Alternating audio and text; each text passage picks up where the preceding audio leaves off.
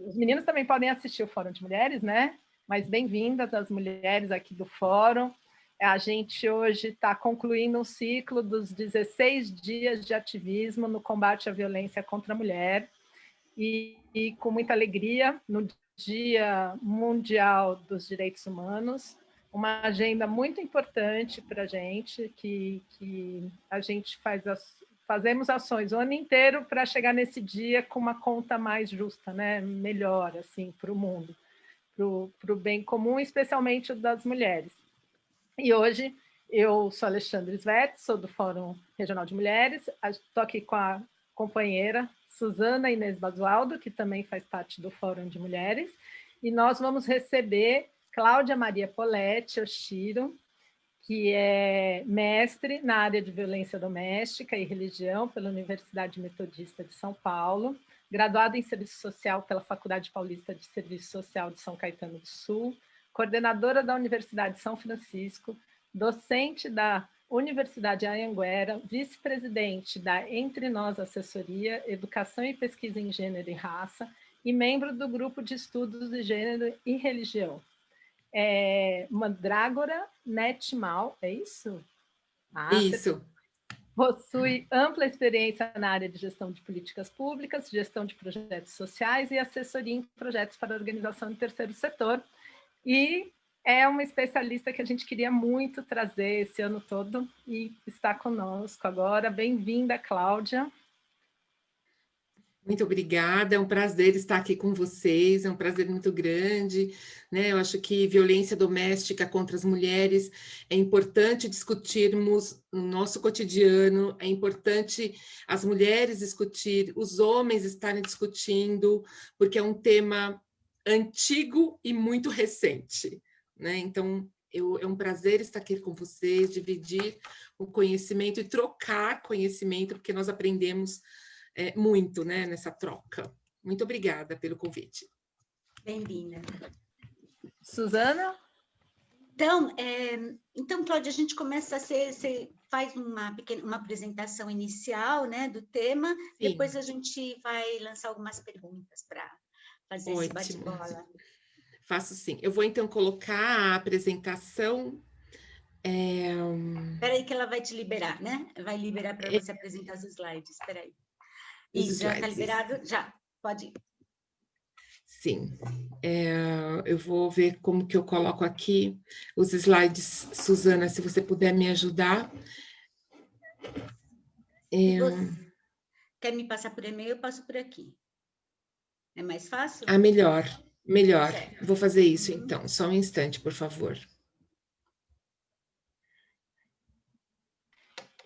Queria lembrar que o Fórum de Mulheres faz encontros mensais, divulgamos aqui na página do Facebook, e todas podem participar, é um fórum aberto, e fala muito das políticas para a Zona Oeste e ações territoriais, né? O ano que vem a gente determinou que vai trabalhar com os Objetivos do Desenvolvimento Sustentável, então a primeira reunião de janeiro vai trazer esse diálogo para pautar todo o trabalho do fórum no ano. Então, quem tiver interesse em se alinhar com os Objetivos do Desenvolvimento Sustentável, a Agenda para 2030 da ONU, junto às mulheres da região Oeste, é bem-vinda. Pronto aí, meninas? Um instantinho que eu estou passando aqui. E a gente fez uma campanha, acompanhou a ONU nos posts que Deixa eu mudar aqui para a gente se ver. Nos posts que a ONU fez, né, para a campanha dos 16 dias de ativismo, foram publicados aqui no Fórum de Mulheres e replicados por todas as mulheres do Fórum. Também fizemos uma homenagem às mulheres vítimas de violência, para lembrar que elas estão perto e às vezes a gente não as enxerga e não consegue ajudá-las, né? Apoiá-las no processo de sair do ciclo da violência.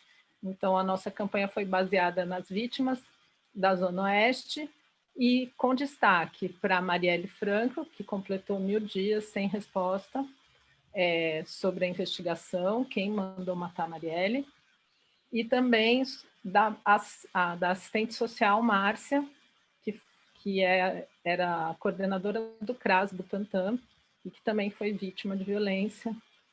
E então vocês podem consultar aqui no nosso Facebook as nossas campanhas e compartilhar. Mais algum recadinho, Suzana? Então, nós estamos... hoje é o último dia para inscrição como representante da sua organização no Conselho Municipal de Segurança Alimentar e Nutricional da cidade de São Paulo. É muito importante, a gente está fazendo a recepção das inscrições. Nós temos vários segmentos que pode participar, pode ser entidades sociais, pode ser movimentos coletivos, e aí o importante é que as pessoas se inscrevam, pode ser grupo de pesquisa, pode ser universidade. A gente quer muito que entrem mais pessoas do grupos de povos tradicionais, então, que não têm sido muito representados, e são os que a gente tem que ouvir muito, né? Sim. Como é que chama? O edital, ele está disponível online, e a ficha de inscrição. E o importante, assim, as pessoas ficam preocupadas às vezes, eu não vou dar conta de levar todos os documentos. O importante é se inscrever até hoje. Até hoje dá para mandar por e-mail até 23h59, mandar o material, e aí a gente vai analisar e vai poder fortalecer esse grupo, né? Esse grupo os conselhos municipais, eles são extremamente importantes. Estou abrindo o material aqui.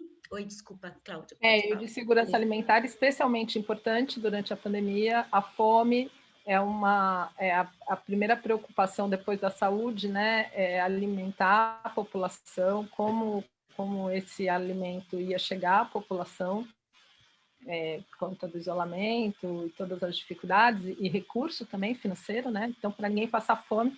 E a Suzana é a nossa representante hoje no Comusan, com muito orgulho. A gente tem orgulho de ter trabalhado com a Suzana no Comusan, e é isso, precisamos de representantes nesse espaço para garantir que ninguém morra de fome, para dar toda assistência. Prontas, meninas?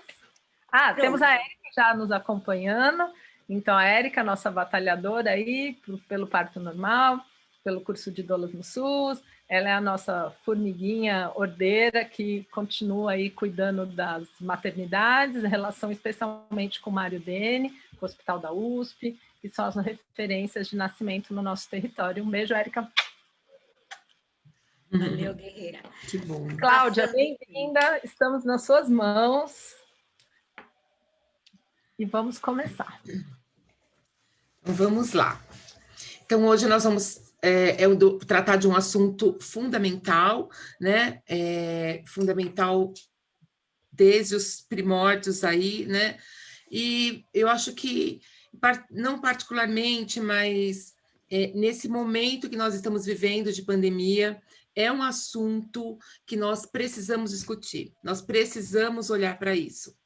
Né? Nós temos muitas mulheres aí que estão em casa, né? E que sofrem violência em silêncio, né? Então, hoje nós vamos discutir esse tema. Então, violência doméstica contra as mulheres, o que eu tenho a ver com isso? Você conhece alguma mulher que sofreu algum tipo de violência?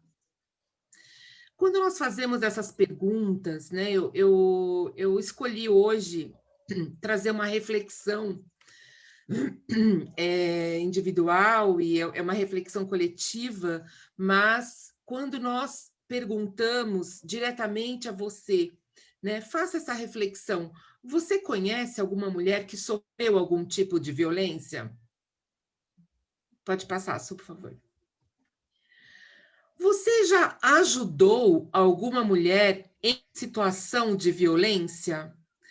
Se você já ouviu, se você já amparou, se você ofereceu a sua escuta, isso foi suficiente?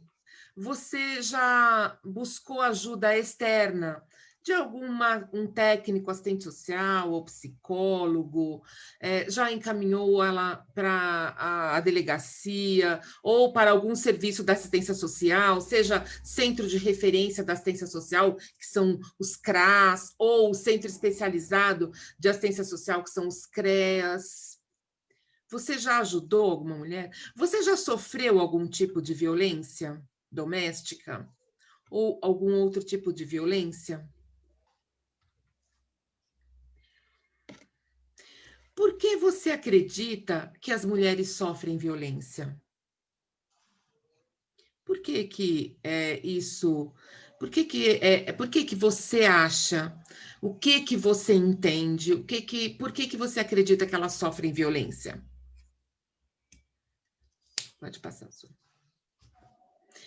Você sabia que violências sexuais praticadas por cônjuge ou companheiro representam 13,15% dos crimes de estupro praticados no Brasil, segundo o Atlas da Violência de 2018? Você sabia que ainda existe a ideia do débito conjugal, como se, por ser casada, a mulher fosse obrigada a manter relações com o marido ou companheiro? Você sabia que mulheres surdas não conseguem denunciar a violência doméstica por falta de intérpretes nas delegacias? Você sabia que a depressão afeta majoritariamente as mulheres? Você sabia que entre as mulheres negras, a taxa de homicídio ficou em 5,3 por grupo de 100 mil em 2018, entre as não negras, englobando brancas, amarelas e indígenas, a taxa foi de 3,1, uma diferença de 71%.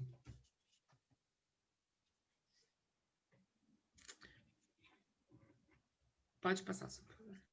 Passei. Você sabia que casos de feminicídio dobraram em meio à queda generalizada de crimes violentos no segundo semestre de 2019?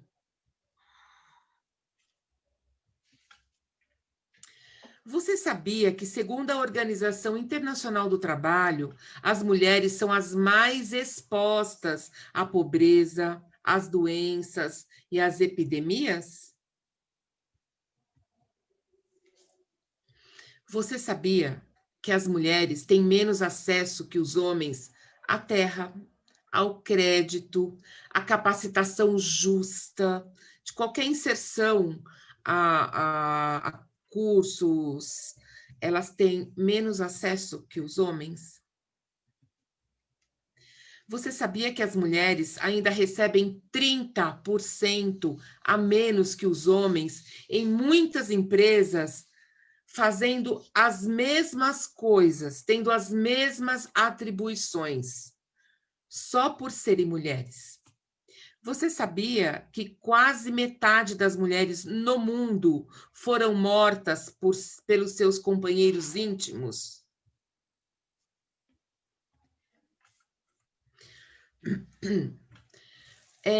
Eu tenho um dado aqui, né, que é um dado recente, que acontece, né, que a pedofilia no Hamas em Gaza é chamado de infância perdida, né? Eu digo que é o abuso certo.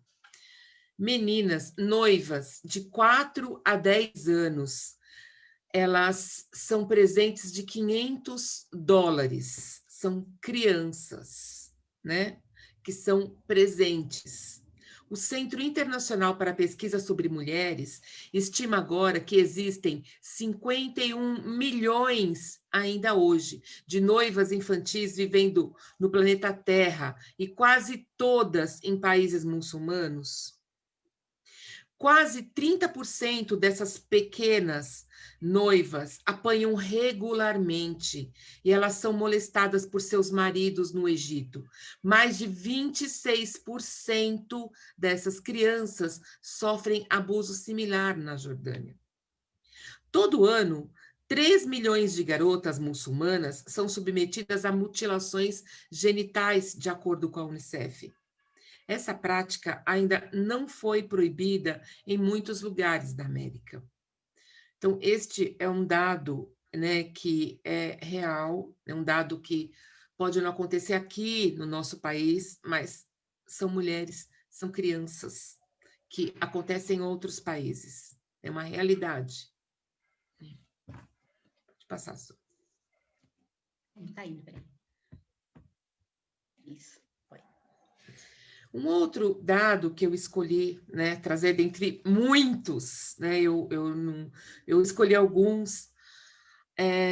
Verônica Bolina, ela ficou conhecida por ter sido espancada em delegacia após arrancar a dentadas a orelha do carcereiro em 2015. Eu não sei se vocês lembram desse caso, né, mas nós ainda, infelizmente, temos uma violência assim, muito grande entre as mulheres trans, né, contra as mulheres trans, né? Então, eu coloquei algumas fotos aqui, né, porque são casos que nós precisamos refletir com um outro olhar, né, com um olhar de gênero, nós precisamos refletir sobre isso. Muitas vezes nós ouvimos tantos noticiários na televisão, né, e as coisas, a gente, até na hora nós falamos, nossa, mas nós precisamos olhar em particular para esses casos, né? Por que vocês acham que esta mulher, ela ficou desta forma? Vocês acham que foi só porque ela se defendeu e espancou um carcereiro? Ou porque ela era uma mulher trans? Né? Isso é feito com todos os presos, né? Os homens presos, que se dizem homens, né? Os homens presos, acontece isso, né? Precisamos fazer essa reflexão. A violência contra as mulheres, ela tem diversas influências, né? Uma dessas influências é a influência religiosa. Por quê? Porque o modelo de boa mulher, exemplo de submissão, ele foi aceito pela Igreja Católica após a decadência romana, né? Então, o cristianismo, ele se fortificou e no período denominado Idade Média, a igreja, ela influenciou muito na vida dos fiéis e principalmente no comportamento feminino durante o período. Isso é preciso refletir sobre isso, porque muitas pessoas perguntam, nossa, mas o que a religião influencia na violência? Né? Então, acho que nós precisamos fazer esta reflexão. Né? Quais são as influências? Pode passar, por favor. Então, a igreja, ela decidia de que forma as mulheres deveriam se comportar em público, quais as roupas elas deveriam vestir, o modo como deveria tratar o seu companheiro, seu marido, a submissão, a sujeição às vontades masculinas. A mulher, ela vivia para servir os homens. E se por algum motivo ela deixasse de casar-se, ela era o quê? Rejeitada pela sociedade. Ela não possuía condições financeiras para se sustentar, ela passaria a ser uma serva alheia ou uma prostituta para sobreviver. Né? Até os dias atuais, a religião, ela regula os corpos das mulheres. De que forma? A virgindade feminina, a submissão ao seu companheiro. Né? Há um tempo atrás, alguns anos atrás, a mulher ela não podia se sentar na mesa com o seu companheiro, não é? Então, se olharmos por este ângulo, né, da religião, como que nós podemos discutir religião? Como nós podemos discutir com as mulheres esta forma de se submeter? Né? Por quê? Porque são dogmas religiosos, né? E que implantou isso, e que até hoje ela regula os corpos das mulheres, não é? Por que a mulher ela tem que casar virgem e o homem não? Né? Pode passar, Su. Então, para que serve o feminismo, né? Que ele hoje, principalmente atualmente, né? As mulheres que são feministas, elas são vistas, falam de uma forma que não é muito legal, né? Mas eu vou dizer, por que que o feminismo, por que que serve o feminismo, né? Por que que serve essa luta de mulheres que lutam pela igualdade de gênero, né? Em 1916, até 1916, o marido ele tinha o direito de aplicar castigos físicos às mulheres, não é? Em 1932, que a mulher teve direito a voto, pouquíssimo tempo atrás. Em 62, em 1962, com o Estatuto da Mulher Casada, a mulher deixou de ser considerada civilmente incapaz. Foi permitido à mulher trabalhar fora de casa. Gente, em 62. Somente em 1988, com a Constituição Federal, que consagrou a igualdade jurídica entre homens e mulheres, né? Em 2002, com o Código Civil, o termo jurídico pátrio poder, ele foi substituído por poder familiar, porque a mulher ela era considerada propriedade do homem, não é? Em 2006, foi promulgada a Lei Maria da Penha, que cria mecanismos para coibir a violência doméstica e familiar contra a mulher. Gente, em 2006, há 14 anos atrás. Então, isso, eu sei que a maioria das mulheres, né, as mulheres que estudam aí a questão do feminismo, que gostam de participar, elas sabem, mas quando nós unimos essas informações e olhamos para isso, é que você consegue fazer uma reflexão, né, da luta das mulheres, né, da luta constante das mulheres aqui nesse país. Pode passar, por favor. A família e violência doméstica. A família, por anos a fio, ela foi submetida à autoridade de quem? Do pai e aos preceitos da Igreja Católica, né? Por muitos anos.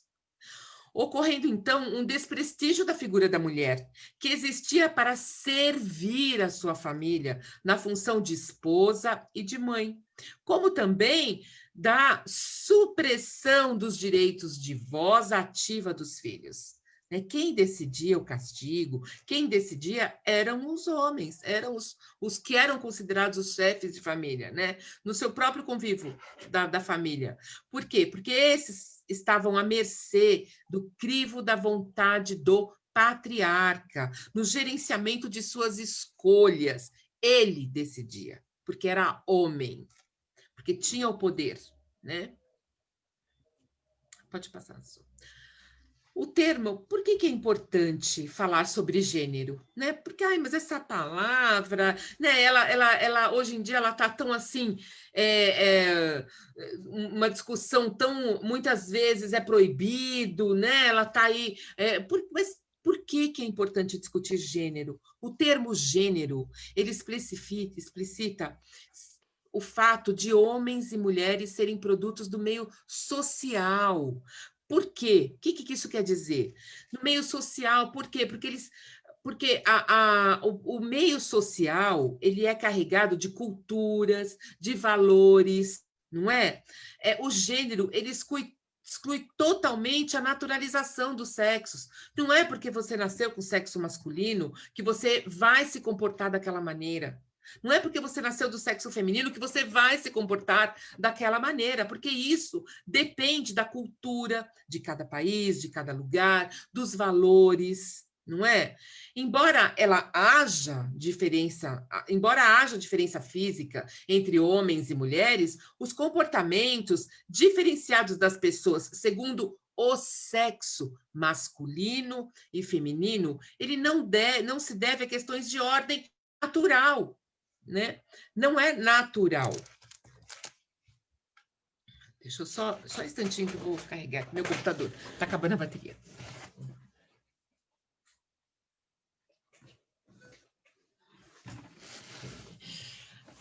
Então, existem diferenças físicas das pessoas segundo o sexo masculino, mas ele não se deve à questão de ordem natural, não é natural, mas eles são pautados por concepções, ideias, valores que são socialmente construídos, que são construídos nas sociedades. Pode passar, por favor. E por que é tão importante discutir isso? Discutir gênero é refletir sobre a possibilidade de igualdade e respeito entre os sexos. Muitos atos violentos, por exemplo, são cometidos pelos simples fatos de sermos mulheres. O machismo, o racismo e todas as formas discriminatórias, elas produzem e reproduzem as relações de poder entre os homens, dos homens em relação às mulheres. Pode passar, Su. E o que é reproduzido pela sociedade? Né? O que a sociedade reproduz o tempo inteiro?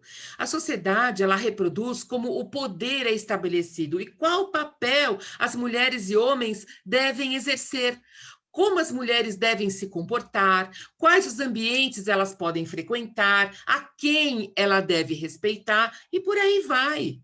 Né? Há uma ordem social que modela homens e mulheres. A sociedade, ela atribui diferentes papéis ao feminino e ao masculino. Então, é uma ordem social, é uma ordem que está embutida nessa sociedade, né? Pode passar, Su. De que forma? Pode passar, por favor. O feminino, qual é essa ordem social? Ao feminino, né, as mulheres, o de submissão, o de obediência aos homens, elas devem permanecer a maior parte do tempo no ambiente privado. As mulheres, elas precisam ser dóceis, frágeis, fracas, inferior. E ao masculino? Ao masculino, ele é imposto outro papel, né? O de coragem, o de racionalidade, aquele de provedor, chefe de família, dados à vida pública, ele tem que ser forte, macho, superior, até nas fotos, né? O homem tem que ser mais alto, a mulher de estatura mediana, né? Porque para Bourdieu, a dominação masculina é uma construção histórica. Por isso existe a possibilidade de ser transformada, não é? Homem, por exemplo, não pode vestir rosa. E a mulher, e azul, não é uma cor de menina usar, de feminino, né? Só lembrando que cor, gente, não tem gênero. Pode passar, assim. E nós temos algumas instituições que são formadoras de sentido. O que isso quer dizer? São instituições formadoras de verdade. As premissas dominantes, elas estão esculpidas em instituições formadoras de verdade. Quais são? A família, as escolas, as igrejas, elas formam verdades, né? Elas dão informações que passam a ser verdades. Essas instituições, elas incentivam e moldam os indivíduos a se comportarem de forma conservadora e patriarcal, favorecendo a ação dos homens sobre as mulheres. Não é isso? Porque elas dizem como você tem que se comportar, é dita por elas. Não é na sua casa que você aprende como você tem que sentar, como você tem que se comportar nos lugares, nas festas, na escola. Nós temos, há pouco tempo atrás, escolas que meninas eram tratadas muito diferente dos meninos, em salas diferentes, etc. Não é? Nas igrejas, o que serve para uma mulher ou não. Violência contra as mulheres. Refletir e discutir a violência contra as mulheres é uma política de denúncia. Ainda nos dias de hoje, não há políticas públicas suficientes para enfrentar a complexidade que é esse fenômeno, né? Nos últimos 15 anos, nos últimos 5 anos, 176 reconciliações acabaram assim, em morte, né? Eu coloquei aqui a taxa de homicídio de mulheres no Brasil é maior do que em qualquer país da OCDE, né? O estado de Roraima tem a maior taxa de homicídio de mulheres no Brasil. Então, Roraima é o estado que mais mata mulher nesse Brasil. Tá? Ele tem 11,4 homicídios para cada 100 mil mulheres. É um dado de 2015. Pode passar. Aí eu coloquei aqui um cronômetro da violência contra as mulheres, né? Um estupro a cada 11 minutos. Uma mulher é assassinada a cada 2 horas. 503 mulheres vítimas de agressão a cada hora. 5 espancamentos a cada 2 minutos. Mulheres brasileiras nos espaços são esses dados que nós temos do Instituto Patrícia Galvão. Gente, são dados muito preocupantes. Pode passar. O que é feminicídio? O feminicídio, ele é um crime de ódio, né? O conceito, ele surgiu na década de 70 com o fim de reconhecer e dar visibilidade à discriminação, à opressão, à desigualdade, à violência sistemática contra as mulheres, que em sua forma mais aguda culmina a morte.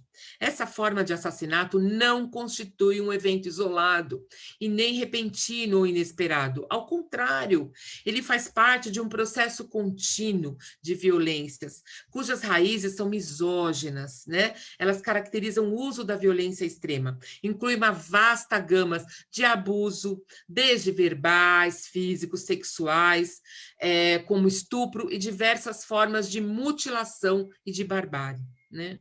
Então, o Brasil, ele é o 5º país em mortes violentas de mulheres no mundo, tá? Ele é o 5º país que mais mata a mulher. Então, eu coloquei aqui os países que estão antes de nós, né?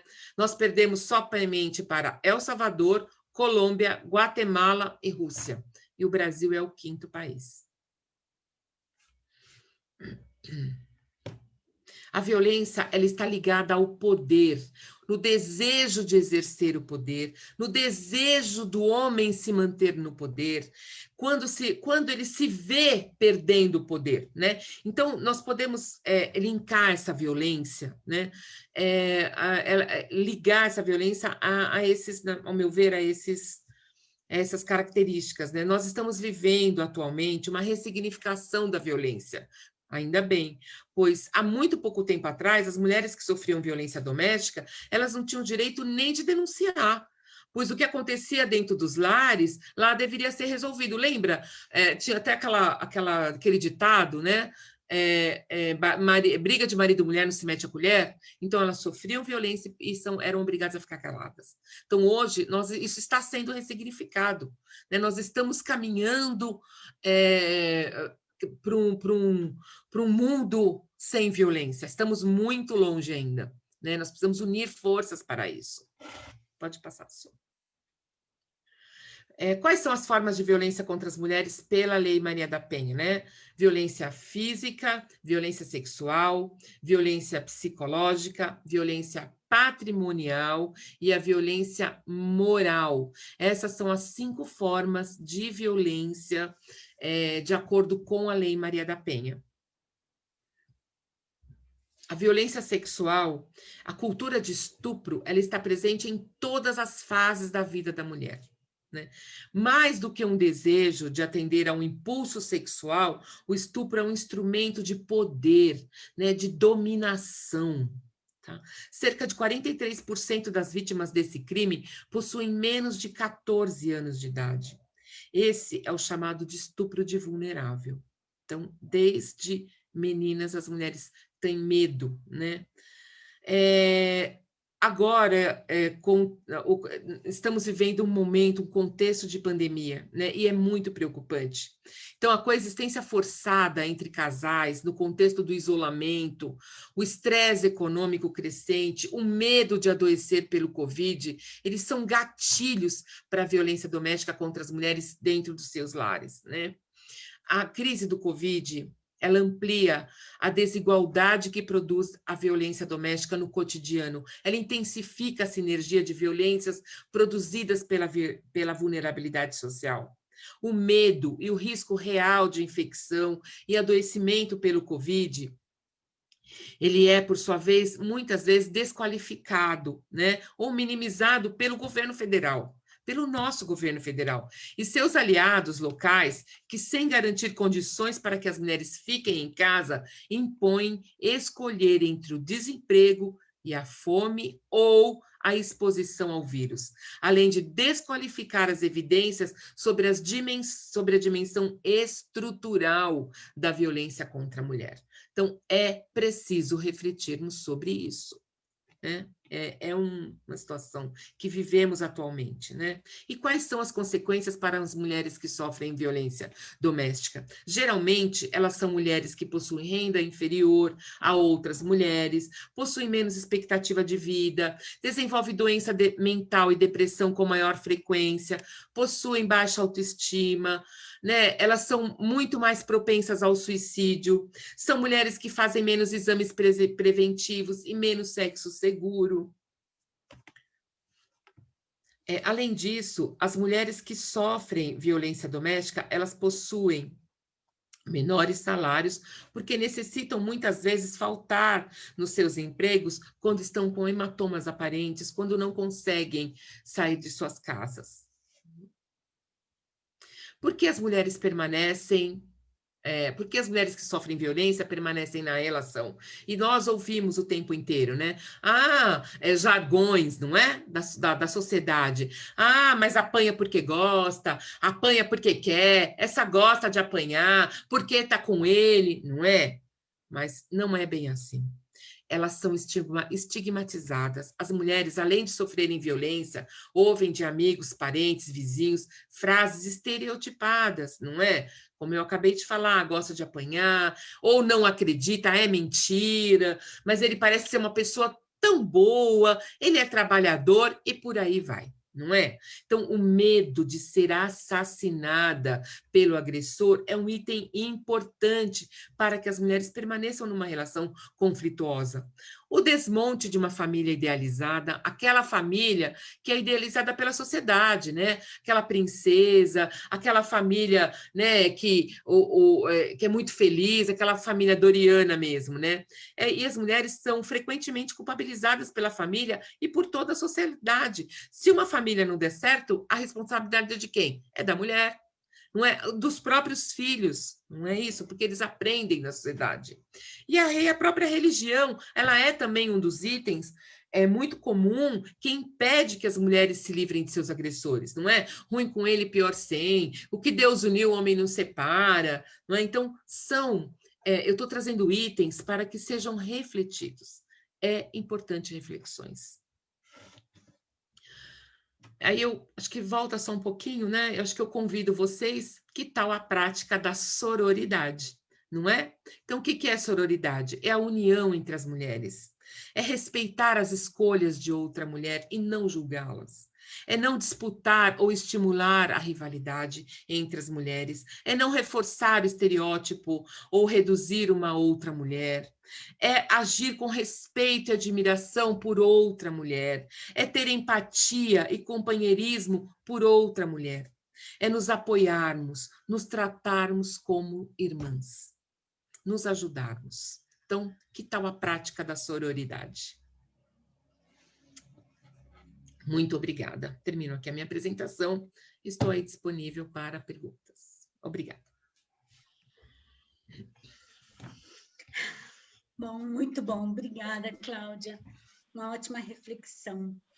Eu vou te fazer umas perguntas. Você falou um pouco da questão da religião. Você gostaria de contar um pouquinho sobre a tese? Eu sei que a sua tese foi relacionada à violência doméstica e religião. Sim. Então, eu vou contar um pouquinho da história, né? Eu trabalhei como coordenadora em 2 casas-abrigos para mulheres em situação de violência. E eu, assim, fazendo entrevista quando elas chegavam, né, machucadas, e eu sempre perguntava a elas, mas você nunca buscou uma ajuda? Você nunca procurou, né, alguém que pudesse te ajudar, uma assistente social, uma psicóloga, né? E quase todas me diziam, sim, eu busquei ajuda. E onde você buscou essa ajuda? Na igreja. Né? Elas buscavam, a maioria das mulheres que sofrem violência, elas buscavam ajuda dos seus líderes religiosos, né? E aí eu dizia, então, mas eles não te encaminhavam para algum serviço público, né? Para o centro de referência, onde você pode buscar ajuda? Não. Eu descobri, né, que as lideranças religiosas, elas atendem as mulheres, né, nas suas igrejas, elas atendem as famílias, muitos líderes religiosos vão até a família, e a orientação você deve permanecer com o seu companheiro. Né? Algumas lideranças religiosas, elas até conversavam com seus companheiros, né, com os homens, queriam entender, davam conselhos, mas nós sabemos que a violência contra as mulheres é estrutural. Né? Então, não é um conselho que vai fazer com que o homem deixe de agredir sua companheira, porque ele acredita que essa é a forma de tratar as mulheres. Ele aprendeu isso na sociedade, ele aprendeu isso na escola, ele aprendeu isso na igreja, o pai batia na mãe, o vô batia na avó, né? E a própria igreja, né? A própria igreja mesmo, né? A própria religião, ela diz que as mulheres elas são diferentes dos homens. Né? Ela diz que as mulheres elas são inferiores, elas precisam obedecer aos homens, elas precisam cuidar dos seus filhos, elas são responsabilizadas pelos afazeres domésticos. E aí foi quando eu comecei a tentar entender isso e falar, não, mas como assim, né? Por que as lideranças religiosas elas não encaminham essas mulheres para os serviços públicos, né? Para a rede de proteção? E aí foi quando eu descobri que não, que o que o homem uniu, o que o Deus uniu, o homem não separa, e que eles acreditam que a mulher ela precisa ser submissa. E aí foi quando eu resolvi estudar mais e entender, né, qual é a influência da religião nessas relações familiares violentas. Agora, é óbvio que a religião ela tem as suas coisas positivas, né? Ela tem os seus dogmas, e muitas vezes as mulheres elas buscam na religião força para aguentar e para suportar aquela situação. Então, tem os dois lados aí. Né? E também encontrei aí nas minhas pesquisas, eu encontrei diversas lideranças religiosas que acabaram, que entenderam a gravidade da situação das mulheres que sofrem violência e elas começaram a buscar alternativas de encaminhar essas mulheres. Mas foi por isso. Obrigada. Uma outra questão, um pouquinho contar o que é o núcleo de violência, porque quando você passou os dados, eu lembrei um pouco, enfim, como é que se lida com essas situações tão graves. Eu vou fazer uma pergunta em duas, se você conseguir, porque eu acho que elas têm um pouco de relação. Como é que os movimentos, os coletivos, os fóruns podem contribuir? Como os serviços públicos podem contribuir? E eu acho que isso tem um pouco a ver com a sua experiência do núcleo contra a violência, né? Então, quando eu já trabalhei em diversos locais, né? E uma coisa que eu acho isso muito importante, que eu acho que ajuda muito, né? São os grupos reflexivos de mulheres, né? Então, os coletivos de mulheres, né? Eu digo sempre os coletivos de mulheres, por quê? Porque elas conhecem o território, né? Onde elas residem. Então, elas conhecem bem aquele território, elas conhecem as famílias, elas ouvem as mulheres falarem de seus companheiros, né? Então, assim, uma conversa, né, uma visita. Muitas mulheres não sabem dos seus direitos, né? Vocês podem até falar, não, Cláudia, mas isso é falado o tempo inteiro. Ele é falado, mas muitas mulheres, elas não sabem os seus direitos. Então, o coletivo, né, das mulheres, as mulheres que estão no seu território, as lideranças das mulheres, né, as promotoras legais, acho que de dizer às mulheres quais são os seus direitos, onde elas podem buscar ajuda, né, o que existe na comunidade, e fazer a ponte também, né? Se no seu território, na sua comunidade, no seu bairro, não tem um serviço público, eu acho que é participar dos conselhos, né? Nós estávamos falando da importância dos conselhos e informar o poder público o que não tem, o que está escasso, qual é a realidade, né? Juntar dados, isso é fundamental. Né? Isso é fundamental. Então, o grupo, quando você discute, muitas vezes, num grupo, pode ser um grupo pequeno, quando uma mulher fala do seu problema, a outra se vê, né? E ela fala, poxa, ela conseguiu ajuda dessa forma, ela conseguiu sair do problema dessa forma, será que eu também não consigo? Né? Então, é ampliar olhares, é ampliar possibilidades, é empoderar essas mulheres.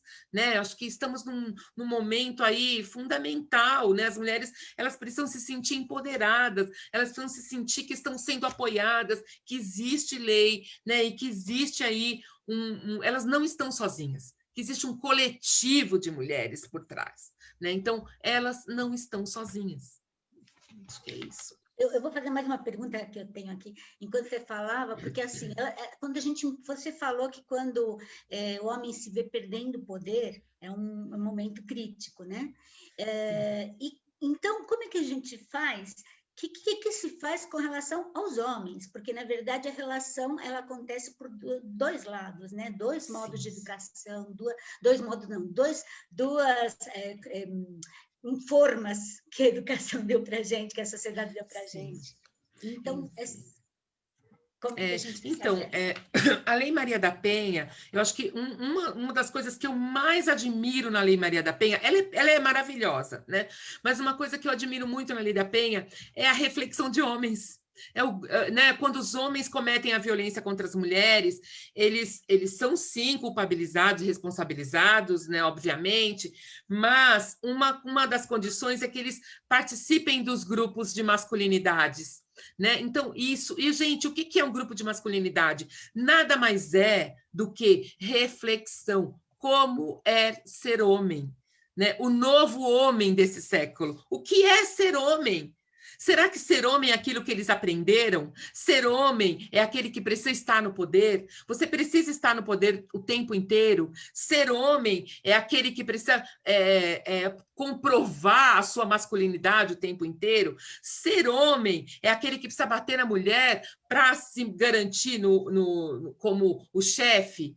Não, existem muitas formas de ser homem, né? Ser homem é você acreditar na igualdade, é você acreditar no potencial da mulher. Ser homem é você ajudar, é você ter responsabilidades em conjunto com a sua companheira.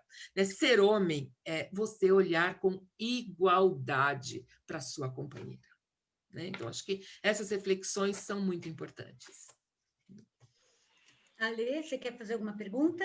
Eu estou aqui porque eu acho que expor tudo isso, né? Expor as formas de violência, a maneira que a gente tem os olhares, a mudança do olhar de gênero, né? Isso é bastante chocante, assim, porque não entra naquela conta de violência ainda não entra a questão de gênero. O número de feminicídio aumentou porque ele passou a ser contabilizado. Foi uma conquista das mulheres começar a contar as mortes de mulheres específicas pela violência, por elas serem mulheres. E tá claro, e eu gostaria muito que todas as mulheres tivessem acesso pelo menos aos números, né? Porque isso abre o olhar.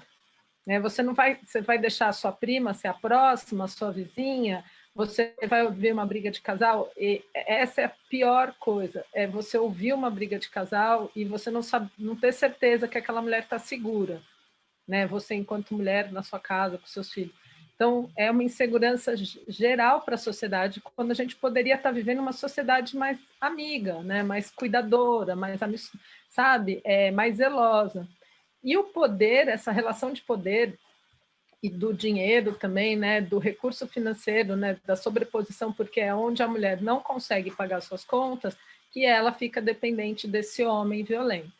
E então a gente também é o poder né, que todo mundo fala nas teses, a gente pode junto, né, não sobre as pessoas, né, e não subjugando essa mulher, porque você não existe você só existe porque subjuga alguém. Se você não tiver essa pessoa para estar embaixo de você, você não existe, seja em relações de trabalho. Você não faria isso com outro homem no seu ambiente de trabalho, né? E fazem com as mulheres.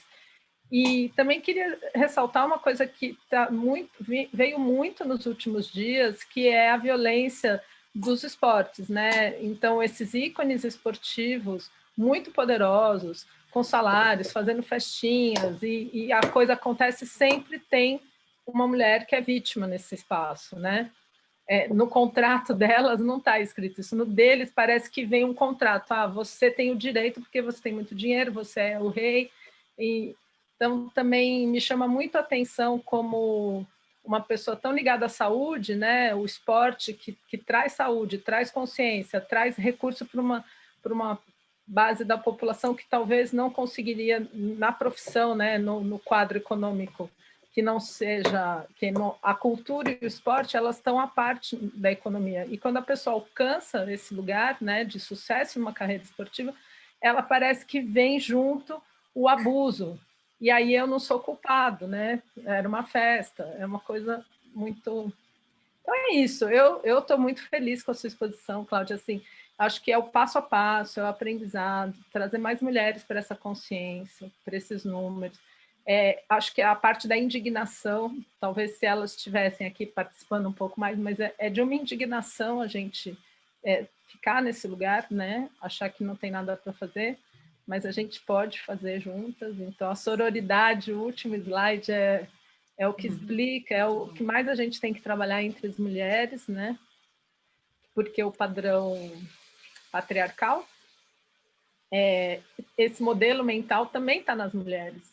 Então, com como certeza. ser sororidade, né, é um padrão diferente. Você tem que ressignificar seu papel na sociedade, mas, enfim... Acho que eu mereço outra aula, Cláudia. Muito bom, muito bom. Só para você falar desse lado, assim, mas eu coloquei aqui o ODS de gênero, o 5, para a gente honrar a Agenda 2030, mas é isso. Eu não apareceu nenhuma pergunta aqui específica, mas acho que a gente... Essa coisa do território, né, Suzana? Então, participar mais, vir para o fórum, ter o lugar de escuta, dar acesso a essas mulheres, né, para conversar, para conversas significativas também, talvez, né? Sim. Como é que a gente territorializa uma ação com mulheres? Sim. Eu acho que também dos núcleos de defesa, né? Ele é restrito à saúde ou o que vocês fizeram é amplo? Como é que foi? Cláudia, ele é dentro da unidade? Sim, na verdade, nós montamos um núcleo, né, nós trabalhávamos sim dentro da unidade, mas nós fizemos parcerias com outras secretarias, com outras políticas públicas, não só a saúde. Então, nós fizemos uma parceria com profissionais da assistência, da saúde, educação, tinha uma menina lá da habitação, e aí nós fizemos meio que um grupo, e nós ficamos algumas vezes lá, né? Nós discutíamos temas em relação às mulheres, mas nós íamos também em territórios onde a educação achava que era importante, e nós montamos vários dias, né, com orientações para as mulheres, nós dávamos espaços para que elas discutissem, para que pudessem fazer reflexões, né? Tínhamos psicólogas na equipe, então elas contavam dos seus casos, e nós íamos aos pouquinhos diluindo, né? Aos pouquinhos a gente ia desmistificando, né, aquelas relações e o que era bom para elas,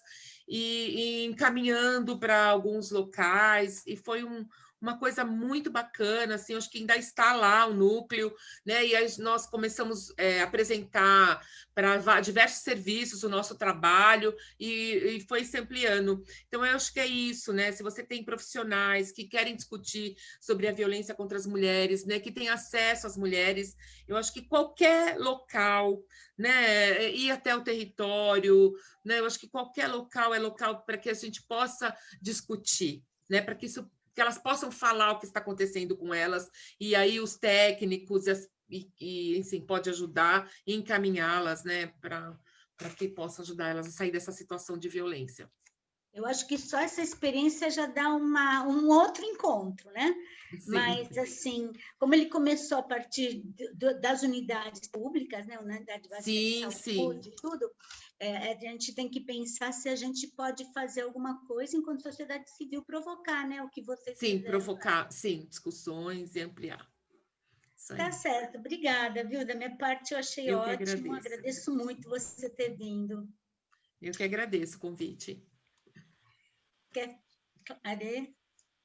É isso, agradeço muito, Cláudia, a sua presença. Espero que a gente possa, de repente, fazer um próximo encontro trazendo o poder público ligado à saúde e assistência social, de repente, para contar desse papel dos núcleos de violência, né, de atenção às mulheres, e porque aí a gente já acende a chama, né, aqui no território, para continuar essa conversa localmente. E queria que você, de verdade, a gente tivesse uma agenda ano que vem. Sim, pode me convidar que eu estarei aqui. Muito obrigada. Eu que agradeço. Então, quer se despedir, suas palavras finais? Eu acho que é isso, assim, né? Acho que deixa um recadinho aí para as mulheres, né? Não se sintam inibidas, né? Nem com vergonha, né? São situações que não é culpa de vocês, né? Não é culpa de quem está sofrendo a violência. É uma responsabilidade coletiva. Somos todos responsáveis pela violência que acontece com as mulheres. Todas as mulheres, todos os homens, é uma responsabilidade da sociedade, né? Então, nós estamos juntos para ajudá-las a resolver e para buscar a alternativa de igualdade de gênero. Acho que é isso. Né? Obrigada. Obrigada. Então, bom dia. Obrigada. Então, a gente encerra aqui esse encontro ao vivo no Fórum Regional de Mulheres da Zona Oeste. Esse encontro vai estar disponível na nossa página no YouTube, e pode ser revisto, e a apresentação também é muito interessante, então vejam esse encontro, e a gente se encontra em 2021, né? Ótimo. Hoje, dia 10 de dezembro, Dia Internacional dos Direitos Humanos, encerrando 16 dias de ativismo no combate à violência contra a mulher. Até mais. Até mais. Tchau, mais. Tchau, tchau.